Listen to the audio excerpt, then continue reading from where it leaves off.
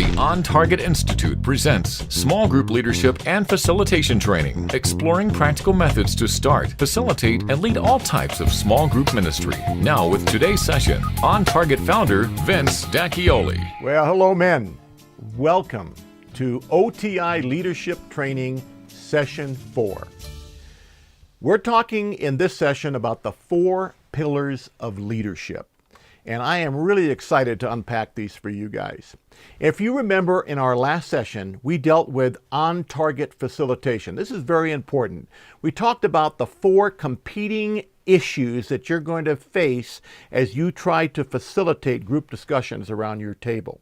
And by the way, as a reminder, if you would like to download the grading system that we've developed to help you understand how good a job you're doing at facilitation, you can go to our website at otm.co. You can download the training manual and all of the things that we're dealing with here and have notes in front of you, but you can also download that resource to help you with your on-target facilitation and encourage your men to evaluate the kind of job that you're doing around your tables. This and the next 2 sessions, we're going to be dealing with some practical training on what we call, again, the 4 pillars of leadership. Now, guys, here's a fact. You are a leader, whether you choose to be or want to be or not. We're all leaders. I talk to a lot of dads and a lot of parents, and they're wanting to be good role models for their children. And I tell them, look, you're a role model whether you want to be or not. You're a role model whether you're a good parent or a bad parent, because those young people are going to emulate you as they grow up. I've heard sports figures say, hey, don't look at me as a role model. And I just laugh. How can you not look at figures like that, public figures, and take something from them? So it's very important for us to remember that we're leaving an impression when we are leading in any capacity. We're leaving an impression, and as a parent, as a dad or a mom, you're automatically the leader, and your children are watching you. In this case, the guys around your table are going to be watching you. They watch your body language, they watch everything you say, they listen to everything you say, and you are leading them whether it's good or bad. And this is something that we really need to remember. Here's a quote. All of the great leaders have had one characteristic in common. It was their willingness to confront unequivocally the major anxiety of their people in their time. This and not much else is the essence of leadership, says John Kenneth Galbraith. Here's another quote. The art of leadership consists in consolidating the attention of the people against a single adversary and taking care that nothing will split up that attention. The leader of genius must have the ability to make different opponents appear as if they belong to one category. This leader, unfortunately, was Adolf Hitler. So you can see that leaders can be good and they can be very bad. They can be good or bad based upon some ideas that seem to work across both platforms. So we need to be very careful about what kind of leader we are. And that's why the first pillar is so important. Before I get to that, though, I want to just talk for a moment about Jesus. Jesus was probably the greatest leader of all time. And when you think about his life, what comes to me is, Jesus was not in back pushing people. Some leaders tend to do that. They push people forward. Nor was he in front pulling them. That's another inclination by some, to be in front just dragging people along. No, Jesus was with them. They were together, and he was the example they wanted to follow him because Jesus had character. And that is our first pillar, character.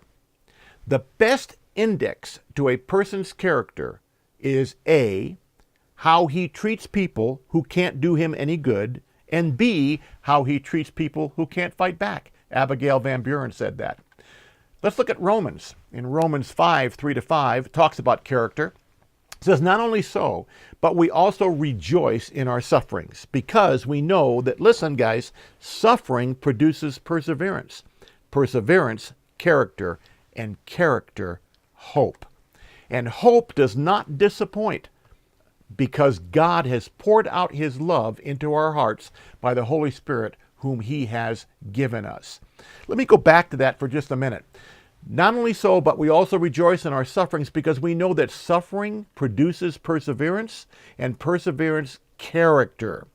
I remember some time back, someone said to me that sometimes your gifts can take you places where your character can't sustain you. And I remember teaching at an event many, many years ago. When I was all done, I had thought that I hit a home run. And, everything that I do back in those days, I thought was a home run. But there was one young man in my audience who came up to me after my session, and he said something very curious to me. He said, "Vince, you've never really been broken, have you?" And I remember when he said that, I really took offense. I mean, I was really shattered. And I thought to myself, how do I respond to this guy? Why would he say that? He doesn't really even know me. But this young man was able to see through the camouflage that I had put in front of me. And what he was saying is that I haven't allowed the suffering in my life or the brokenness in my life to really produce the kind of character that I need to be the kind of leader God is calling me to be. He was able to see some of that, and it offended me, but at the same time I walked away thinking, what is going on here? It's been said that you teach what you know, but you really reproduce who you are. And so that brings up some key questions for us, guys. I mean, are you consistent in your dealings with those around you? Or do you suffer from what I call moral schizophrenia? Moral schizophrenia is truth learned on Sunday that's not applied on Monday. For whatever reason, I'm not able to be the real deal. I'm a hypocrite.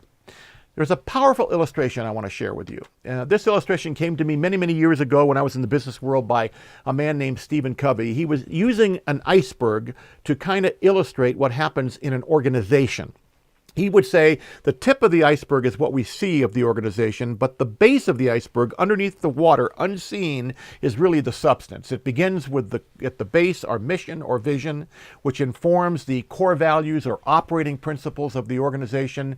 And if the organization is doing the right job, it is behaving consistently with those core values or operating principles. And character can be applied to an organization, it can be applied to a church, and it can be applied to a person. And in this case, we're talking about applying character to a person. We're talking about godly character, which is necessary in this case. It's been said, godly character is a one-to-one relationship between my Bible, my beliefs, and my behavior. So, if we revisit the illustration and look at it as a person, as you or me, here I am. My Bible is the foundation upon which my life is being built. It's the basis upon which everything should flow in my life. It informs my beliefs or my core values, and if I'm consistent and not struggling with moral schizophrenia, then my behavior is lined up with my beliefs and my core values. But here's what happens, guys. The moral schizophrenia comes when we chip off the top of the iceberg and we float it off on the newest fad or technique. We're entertaining things at work in dirty stories and jokes and behavior that is not consistent, because if I don't do that, I won't be cool. And that's where we get into trouble. We've got to be lined up and we've got to be consistent. And the only way that can happen, guys, the only way I can have godly character is I've got that kind of relationship with God, and He is living vitally and vibrantly in me every single day. Let me close with this illustration. I heard a story many years ago, back in the 40s and 50s, before TV came along. There was a baseball player who was in the last innings of a World Series baseball game. I believe it was the final game, and they were ahead by 2 runs. They didn't have relief pitchers back in those days, and this was being broadcast over radio, but it was said that this pitcher was in the very last inning, and there was 1 out. There were 2 men on base, and he was pitching to a man, and all of a sudden he stopped and he called the catcher out to the mound. No one knew what was happening. The catcher ended up coming out to the mound. They called out the manager. The manager came out. He took the ball from the man, and they brought in a pitcher to close out the game. The pitcher who came in closed out the game, and now the game was over, and they did win the game. And they asked the manager what had happened. And the manager said, "I've never seen anything like it." That man had the opportunity to finish off that game and have his teammates jump on him and celebrate winning the World Series. But he called me out and he said, Coach, I've got a problem. I've got a pain in my elbow. And he said, listen, Coach, I know myself well enough to know. I know my body well enough to know that if I continue on, I am putting our team at great risk. Because one bad pitch, that guy hits a home run and we lose this game. And I'm not willing to do that. I need to take myself out. Whoa. Listen, guys, that's godly character. And men, we are only as good in leadership as our weakest link. If the kind of character we need in On Target Institute is a man who will say, you know what, Vince, I'm not ready right now to be able to be in leadership. I'm not ready right now to be able to really step up to the plate. I know me well enough to know that inconsistency in my life will take me out. I need to take myself out and wait until I'm prepared to be the man of godly character that God's calling me to be. That's important for us to remember, guys. Now listen, I am really excited about our next session where we'll deal with the next pillar. Until then, I want to tell you guys, I'm praying for you and I'm excited. And until then, just be blessed.